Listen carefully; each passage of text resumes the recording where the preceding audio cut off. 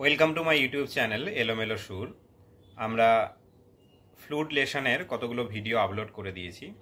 তো লাস্ট ক্লাসে দেখেছিলাম কিভাবে মেট্রোনম ব্যবহার করে আমরা অলংকার প্র্যাকটিস করতে পারি, এবং তারও আগে আমরা দেখেছিলাম কিভাবে সা রে গা মা পা ধা নি সা আমরা বাজাতে পারি এবং সানি ধাপা মাগারেসা কিভাবে আমরা বাজাতে পারি।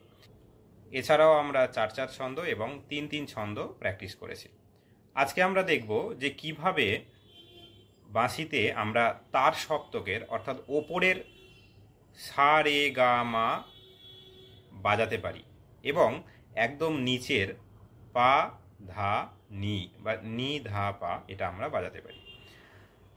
তো আমি লাস্ট ভিডিও পর্যন্ত আমরা যেটা জানতাম সেটা আমি একটু বলে দিই। আমরা জাস্ট এখান থেকে শুরু করছিলাম যে সা রে গা মা পা ধা নি, আর এইটা তুলে দিলে ওপরের সা অর্থাৎ তার সপ্তকের সা, এটা হচ্ছে তার সপ্তকের সা বলে। এবার আমরা দেখব যে তার সপ্তকের রে গা মা কিভাবে বাজাই। তো আমরা যেমন বাজাচ্ছিলাম সা রে গা মা পা ধা নি সা, সেই একই ফু যদি আমরা রে গা এবং মাতে দিই একটু স্পিডে বা একটু জোরে ফু দিয়ে, তাহলে আমরা ওপরের রে গা এবং মা বাজাতে পারবো। তো কেমন শুনতে হয় সেটা আমি একটু বাজিয়ে দেখাই, তাহলে বুঝতে সুবিধা হবে। তাহলে আমি পাধা নিশা থেকে শুরু করছি। এটা আমরা জানতাম, এটা হচ্ছে ওপরের সা বাজান, মানে পাধা নি ওপরের সা। এইবার যদি ওপরের রে গা মা এটা বাজায় তাহলে কি হবে?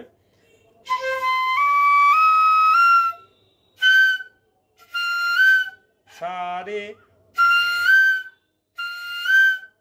জোরে ফু দিতে হচ্ছে। এটা আমরা জোরে ফু, মানে যেখানে ওপরের সা বাজানোর জন্য আমরা যেমন স্পিডে ফু দিচ্ছি, এখানে রে বাজানোর জন্য সেই একই ফু দিতে হবে।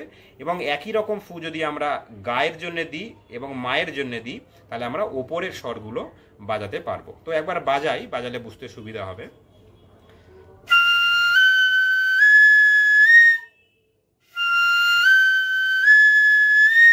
তাহলে আমি একটা একটা করে তুলছি।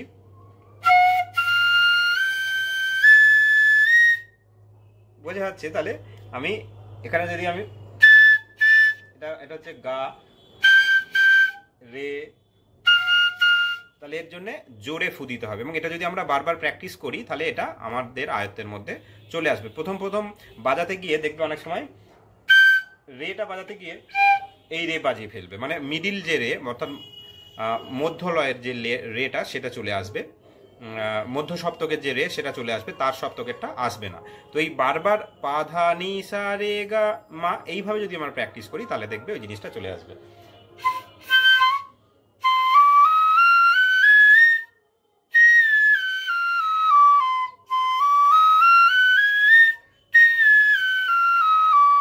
তাহলে এইভাবে যদি আমরা জোরে ফু দিই তাহলে কিন্তু আমরা ওপরের স্বরগুলো অর্থাৎ রে গা সা রে গা মা, এইভাবে সা রে গা মা এইভাবে আসবে আর কি।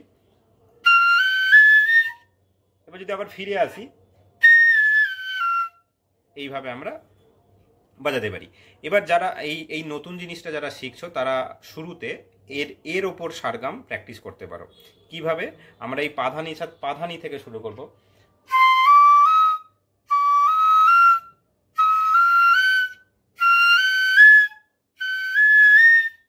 মানে কি বাজালাম তাহলে? পাধানি মানে ও মধ্য সপ্তকের পাধানি, পাধানি ধানি সা নি সা রে, এখানে সারেটা ওপরের অর্থাৎ তার সপ্তকের সারে, নি সা রে রে গা মা, এই হলো। এবার যদি আবার ফিরে আসি তাহলে কি হবে? মা গা রে গা রে সা রে গা নি, সরি রে রে রে সা নি ধা পা, এইভাবে। তাহলে পা থেকে আমরা প্রথমে মা এইটা আমরা প্র্যাকটিস করব।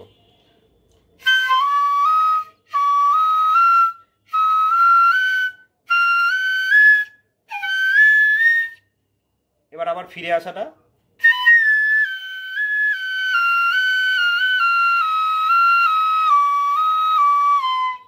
এইভাবে এইভাবে আমরা প্র্যাকটিস করতে পারি। তাহলে এই দেখলাম আমরা যে ওপরের তার সপ্তকের সা রে গা মা কীভাবে বাজাবো। এবার আমরা দেখব যে মন্দ্র সপ্তক অর্থাৎ একদম নিচের নি ধা পা আমরা কিভাবে বাজাতে পারি। অর্থাৎ আমরা যে সারেগামা বাজাই, সারেগামা বাজাচ্ছি, এবার এর থেকে এই সারেগামাতে যদি আমরা একটু আস্তে ফু দিই কিরকম হয়,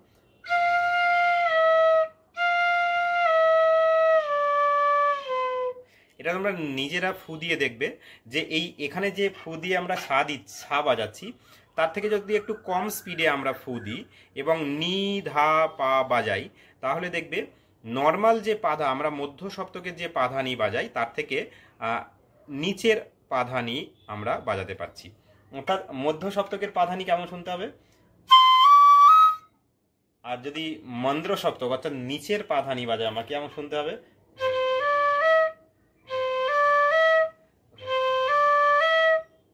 এইভাবে।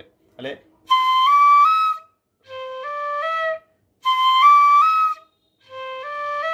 বোঝা যাচ্ছে নিশ্চয়ই তফাৎটা, যে একটা নিচের এবং একটা মধ্য সপ্তকের সা।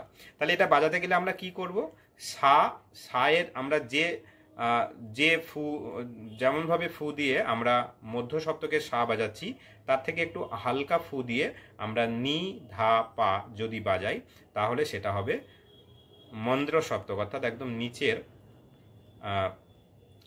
নি ধা পা। যেমন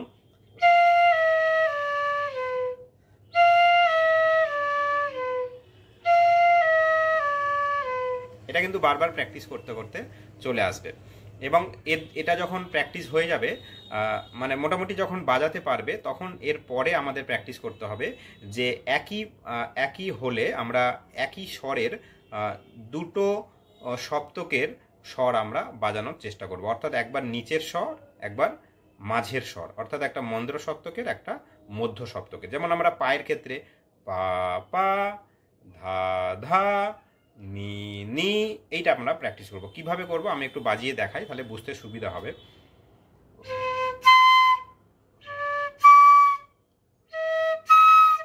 এইটা একদম একবার বাজাবো নিচের পা একবার মাঝের পা, একবার নিচের ধা একবার মাঝের ধা, আবার এটা যখন ধরে রাখবো তখন একবার নিচের নি আর একবার মাঝের নি। তাহলে পা দিয়ে আমি আরেকবার বাজিয়ে দেখাই, এটা নিচের, এটা মাঝের, এটা ধা নিচের, এটা ধা ওপরের, আর এটা নি নিচের, আর এটা নি মাঝের। তাহলে এইভাবে আমরা মন্দ্র সপ্তকের নি ধা পা বাজাতে পারি। তাহলে এইভাবে যখন আমরা মন্দ্র সপ্তকের নি ধা পা বাজাতে পারবো এবং তার সপ্তকের সা রে গা মা বাজাতে পারবো তখন এর অলঙ্কারগুলো আমাদের প্র্যাকটিস করতে হবে এবং অলঙ্কারগুলো প্র্যাকটিস করার মাধ্যমে আমরা এগুলো আমাদের আয়ত্তে আনতে পারি।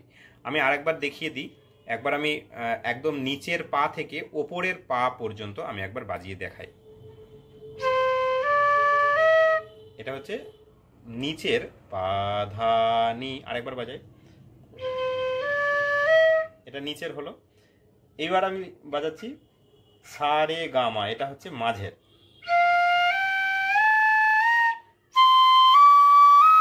এগুলো সবই হচ্ছে মধ্য সপ্তকের স্বর, সা রে গা মা পা ধা নি। এবং এটা আমাদের জানা ছিল। এরপরে আমরা যেটা বাজাবো সেটা হচ্ছে তার সপ্তকে চলে যাবে। এরকম হবে,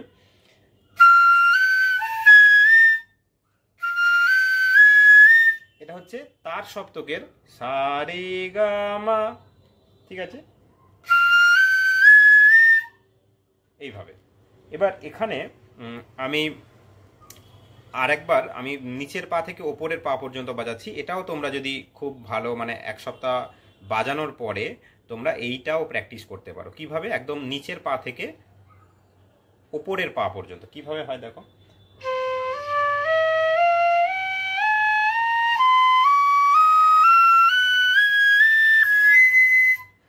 আবার যদি ফিরে আসি,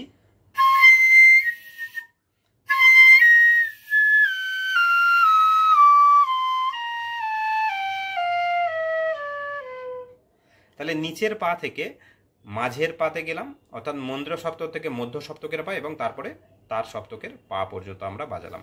এইভাবে তোমরা এটা প্র্যাকটিস করতে পারো। এক্ষেত্রে আমি একটা টিপস দিয়ে দিই যে পা বাজানোর ক্ষেত্রে আমরা 6টা হোল বন্ধ করে পা বাজাতে পারি, অথবা আমরা এইভাবেও বাজাতে পারি, অর্থাৎ এই হোলটা খুলে রেখে আমরা যদি ফু দিই তাহলেও আমরা পা বাজাতে পারবো। দেখি,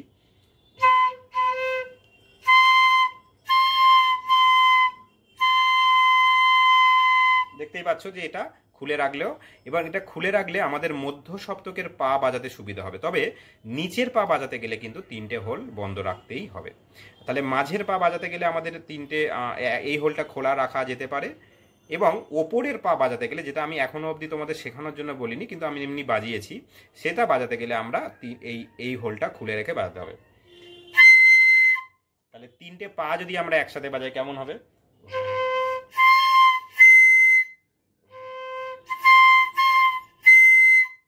এই হচ্ছে পা পা আবার ওপরের পা। তো এটা তোমরা বাড়িতে প্র্যাকটিস করো। যদি তার সপ্তকের স্বর এবং মন্দ্র সপ্তকের নি ধা পা খুব ভালো করে বাজাতে পারো এবং অলঙ্কারগুলো প্র্যাকটিস করো, তাহলে এর সাথে সাথে আরও অনেক গান দেখবে খুব সহজে তোমরা বাজাতে পারবে। যদি ভিডিও ভালো লাগে তাহলে লাইক করবে এবং বন্ধুদের সাথে শেয়ার করবে যাতে তারাও শিখতে পারে, এবং আরও ভিডিও পেতে চ্যানেলটি অবশ্যই সাবস্ক্রাইব করে রাখবে।